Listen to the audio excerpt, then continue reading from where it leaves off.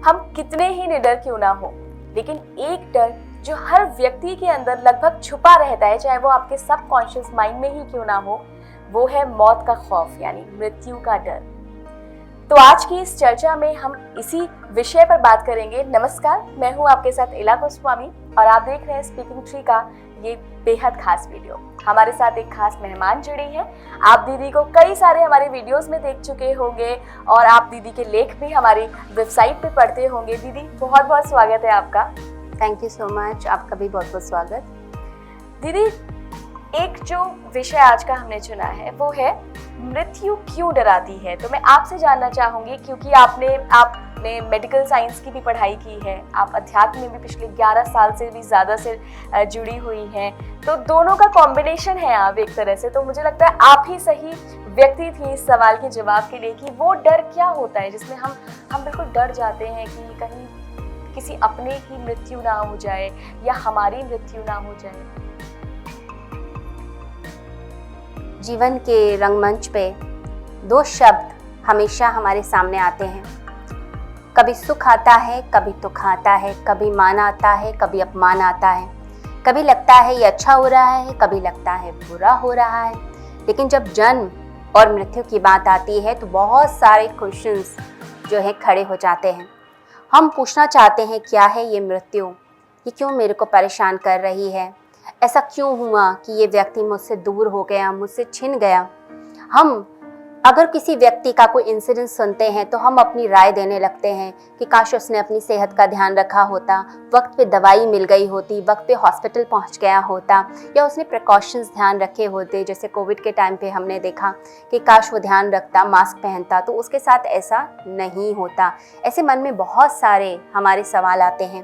परंतु कितनी भी हम रेमेडीज़ बताएं, कितनी भी प्रिकॉशंस बताएं, परंतु क्या मृत्यु टल सकती है?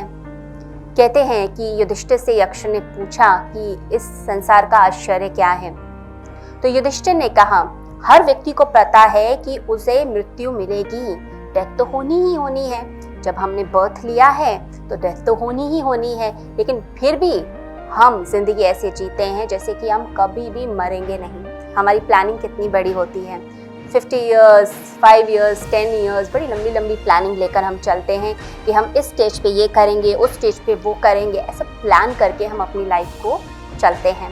तो लाइफ की प्लानिंग तो हमने बहुत कर ली, लेकिन लाइफ को हम जीते तो नहीं हैं। हम कहीं भी बाहर जाते हैं, किसी से मिलने भी जाते हैं तो हम पूरा ड्रेसअप होके जाते हैं, पूरी तैयारी के साथ जाते हैं। जैसे घर में कोई बच्चा होने वाला हो तो उसके लिए 2 महीने से पहले प्रिपरेशन स्टार्ट हो जाती है। बच्चों के कपड़े लिए जाते हैं और बच्चों का कमरा तैयार किया जाता है। मैरिज के टाइम पे भी हम बहुत अच्छी अच्छी तैयारियां करते हैं। 1 साल पहले ही बुकिंग हो जाती है, हर चीज़ की बुकिंग करके रख लेते हैं, अपनी ड्रेस भी फाइनल कर लेते हैं, मेकअप मैन से भी बात कर ली जाती है, सारी तैयारियाँ हो जाती हैं। परंतु क्या हम कभी मृत्यु की तैयारी करते हैं? कभी किसी से सुना कि मृत्यु की भी तैयारी होनी चाहिए? मृत्यु की तैयारी क्या मतलब? एक्चुअली हम अपनी पूरी जिंदगी बस आगे आगे आगे क्या जीना है, आगे क्या करना है, बस उसी की प्लानिंग में लगे हुए हैं। लेकिन हम अपनी कर्मों को उसको नहीं देख रहे हैं कि हमारे क्या कर्म हैं, क्या सही है, क्या गलत है।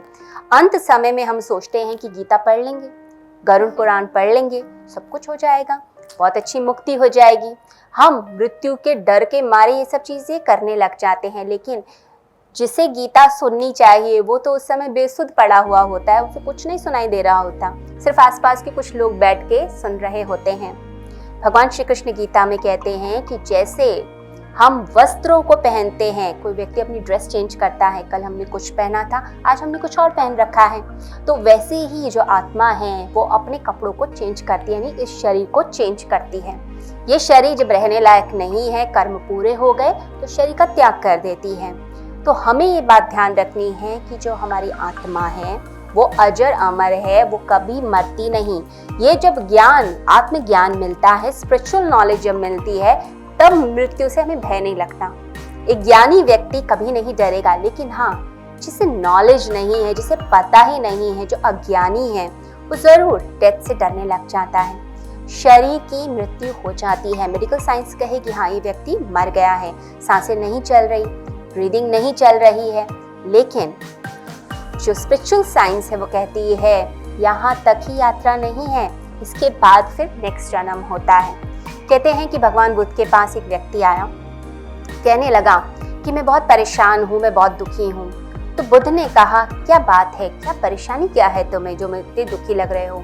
उसने कहा, मेरे वैद्य ने मुझे बोला, मेरे डॉक्टर ने मुझे बोला है कि मैं 6 मंथ से ज़्यादा जीवित नहीं रहने वाला, मेरी डेथ हो जाने वाली है, मेरी हेल्थ कंडीशन बहुत ख़राब है, मैं बहुत दुखी हूँ, मेरे परिवार का क्या होगा, सब कुछ छिन जाएगा। जैसे हम भी कहते हैं, डरते हैं ना मृत्यु से, सब कुछ छिन जाएगा, मेरे परिवार के लोग दूर हो जाएंगे, इतना मैंने मकान बनाया, इतनी चीज़ें बनाई, सब कुछ छिन जाएगा, अभी तो मेरे बच्चे छोटे हैं, अभी मैंने उनके लिए कुछ किया नहीं। ऐसे सवाल मन में आते हैं।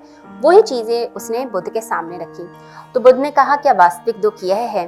तो व्यक्ति कहने लगा कि डर भी लग रहा है, मृत्यु से बहुत डर लग रहा है, मेरा आगे क्या होगा, ये सब सवाल मन में आते हैं।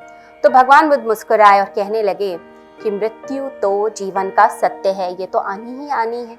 ऐसा तो है नहीं इस संसार में कोई अजर अमर है, ऐसा हो नहीं सकता, मृत्यु तो आनी ही आनी है। परंतु अगर जो जीवन तुम्हें मिला, जितना भी अभी तुम्हारे पास समय है, उसे तो होशपूर्ण जी लो। जीते हो नहीं, मरने का गम बना के बैठे हो अभी से, अभी जितना भी जीवन है उसे तो ठीक से जियो। वो व्यक्ति कहने लगा, अभी तो 35 साल की उम्र है, अभी तो बहुत छोटी उम्र है। तो भगवान बुद्ध मुस्कुराने लगे, किसी को नहीं पता कि कब उसकी डेथ हो जाएगी, कब किस क्षण, आज कल परसों नहीं पता है। मृत्यु जगाती है, जागरण देती है। अगर मृत्यु नहीं होगी तो हम कभी भी अपने आप को स्पिरिचुअली अपलिफ्ट नहीं करने वाले, कभी भी नहीं करेंगे, प्रकाश की तरफ कभी भी नहीं चलेंगे, हम इस संसार में भटकते रहेंगे। आज तुम्हें मृत्यु का आभास हो रहा है, इसलिए, सिर्फ इसलिए तुम ऐसे प्रश्न मुझसे कर रहे हो। अभी तुम्हारी अवस्था जो है, तुम बहुत वीक हो गए हो। तुम इन सब बातों को छोड़ो, जो जीवन है उसे जियो। तुमने 35 साल अपना जीवन जिया, लेकिन क्या होशपूर्ण जिया? एक एक दिन को एक एक जन्म की तरह जिया। अगर जिया होता तो 35 साल नहीं थे, 35,000 साल होते तुम्हारे लिए, 35,000 जन्म हो जाते। लेकिन तुमने जीवन का जो भार था उसे तुमने गंवा दिया। अब जो मृत्यु का जागरण है उसको तो समझ जाओ।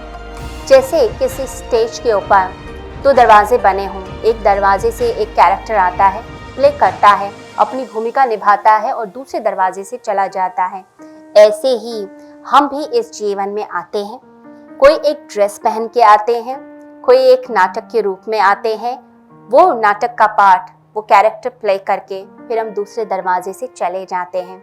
परंतु यही अंत नहीं होता, मृत्यु के बाद फिर से जन्म होता है और ये साइकिल चलता चला जाता है। परंतु आत्मा अविनाशी है। जब ये व्यक्ति, ज्ञानी व्यक्ति ये बात को समझ जाता है तो उसे दुख नहीं होता।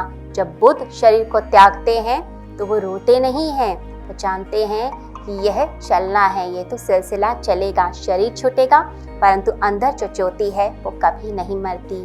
बस इस ज्ञान की हमें आवश्यकता है। जब ये ज्ञान मिल जाता है फिर हमें डर नहीं लगता है। बिल्कुल दीदी, बस इसी ज्ञान की आवश्यकता है। देखिए, आप किताबों में लाख पढ़ाई कर लें, लेकिन जब तक आप अध्यात्म की शरण में नहीं आएंगे, जब तक शरण में आने से मतलब है जब तक आप अध्यात्म को जानेंगे नहीं, मेडिटेशन नहीं करेंगे और जो ज्ञान की बातें दीदी ने बताई हैं, जब तक आप उसकी गहराई पे नहीं उतरेंगे, तब तक आपको मृत्यु का डर वाकई सताता रहेगा। जुड़े रहिए स्पीकिंग ट्री के साथ। दीदी बहुत बहुत धन्यवाद दीदी, इस बेहतरीन चर्चा में हमारे साथ जुड़ने के लिए। Thank you. हमारे सभी दर्शकों से ये कहना चाहूँगी कि हमारे इस वीडियो को ज़्यादा से ज़्यादा शेयर करिए, हमारे चैनल को लाइक करिए, सब्सक्राइब करिए और हाँ, बेल आइकन पर क्लिक करना ना भूलिए। धन्यवाद।